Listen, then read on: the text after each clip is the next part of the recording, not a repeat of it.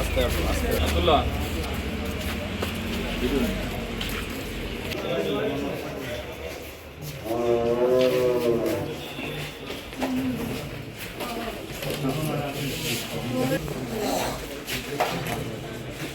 তারপর ছবিটা তুলুক না। আরে তো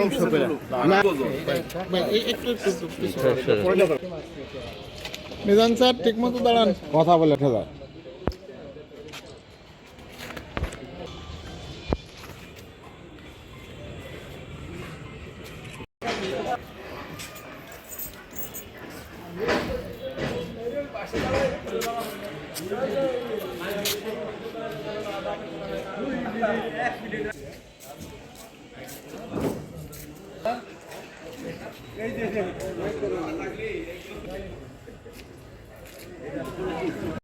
তিনজন, তবে আমাদের ধারণা এর সাথে 10-11 জন জড়িত আছে। নামগুলো একটু গ্রেপ্তারকৃত তিনজন হলো ফারুক হোসেন, শাহিন মাতব্বর, মুবারক হোসেন। এরা আন্তঃজেলা ডাকাত দলের সদস্য, এক একজনের বাড়ি এক এক জেলায়। এদের এক একজনের বিরুদ্ধে একাধিক মামলা রয়েছে, যেমন ফারুক হোসেনের বিরুদ্ধে মামলা রয়েছে 16টি, শাহিনের নামে 3-4টি আছে, মুবারকের নামে 2-3টি মামলা আছে।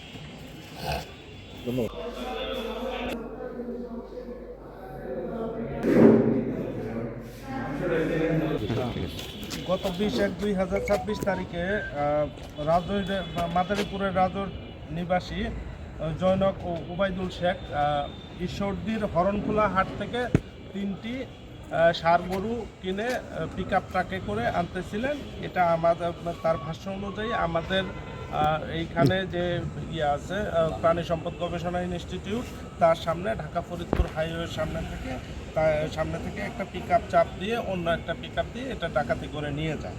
এর প্রেক্ষিতে আমরা তার প্রাপ্ত অভিযোগের ভিত্তিতে মামলা দায়ের করি। মামলা দায়ের করে অত্র থানার অফিসার ইনচার্জের নেতৃত্বে এটার বিষয়ে কাজ করা হয় এবং এটার ঢাকা ভাঙ্গা হাইওয়ের টুল প্লাজার ভিডিও চেক করা হয় এবং অন্যান্য উপায়ে তথ্য প্রযুক্তির সহায়তা নিয়ে ডাকাতদের শনাক্ত করা হয় এবং ডাকাতদের গ্রেপ্তার করা হয়। এর সাথে 2টি ডাকাতি কাজে ব্যবহৃত পিক আপ ট্রাক উদ্ধার করা হয়। 3টি গরুর মধ্যে একটি গরু জীবিত অবস্থায় উদ্ধার করা হয়, আর কিছু মাংস উদ্ধার করা হয়, যেটা ওই গরু যে ক্রয় করেছিল তার স্বীকারোক্তি অনুযায়ী এটা এই ডাকাতি করা গরুর মাংস, এবং আরেকটি গরুর কোনো অস্তিত্ব পাওয়া যায়নি, সেটা তার ভাষ্য অনুযায়ী বিক্রি করে দিয়েছে। বিক্রি বলতে মাংস বিক্রি করে দিয়েছে। সেটার প্রেক্ষিতে 1.5 লক্ষ টাকা উদ্ধার করা হয়েছে। সেই যে গরু ক্রয় করেছিল তার কাছ থেকে তাকেও গ্রেপ্তার করা হয়েছে।